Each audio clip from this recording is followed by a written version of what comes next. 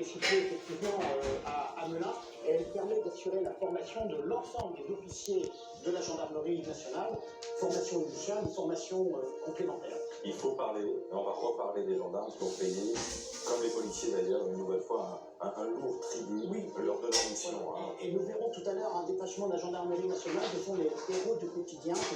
Il faut savoir qu'aujourd'hui, toutes les 40 minutes, il y a un refus d'obtempérer, des actes d'incivilité, et les gendarmes au quotidien sont confrontés donc à cette violence endémique, et donc il faut saluer leur engagement au quotidien. Et je pense notamment, par exemple, j'ai un fils gendarme qui est actuellement déployé sur le Tour de France pour assurer la sécurité de cette grande manifestation. Les gendarmes nous accompagnent au quotidien. On peut aussi noter que les gendarmes, en dépit de leur attachement au ministère de l'Intérieur, ont conservé un fait militaire qui leur permet notamment d'être déployés dans les brigades prévôtales en opération.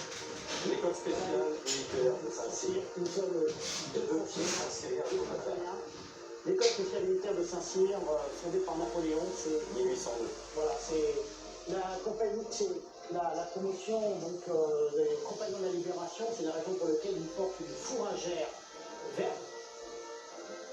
C'est la croix de l'ordre de la Libération. Saint-Cyr est situé donc à Côte-Quidan, à 40 km à l'ouest de la Bretagne, donc bien sûr beaucoup d'émotions pour tous les Saint-Cyriens qui sont en activité ou identité.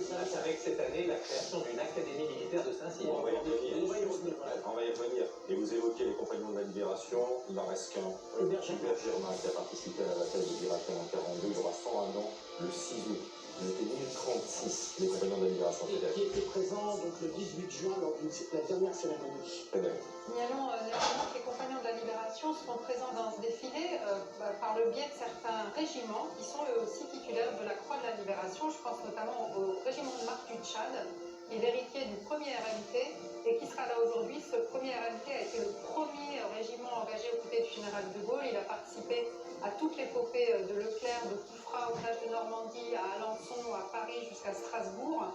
Et il s'appelle d'ailleurs aujourd'hui ce régiment le régiment du serment, en allusion à Couffra. On va y revenir. L'école militaire intérêt en général, Comme il nous disait, c'est l'Académie militaire de Saint-Cyr-Côte-Quidan qui regroupe 3 écoles, donc nous avons vu Saint-Cyr.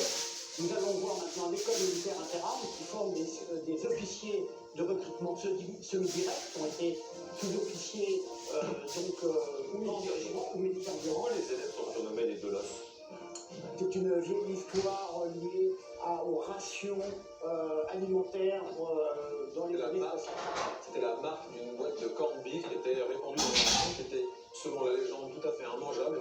Et on disait que les officiers de l'école militaire interarmes, qui étaient plus rustiques que leurs camarades saint-cyriens, parce que plus au fait de la vie régimentaire, étaient les seuls à pouvoir la manger. Et là, on voit arriver cette fameuse école militaire des aspirants de Côte-Quidan qui a reçu son drapeau des mains de la ministre il y a quelques semaines à peine, début juin.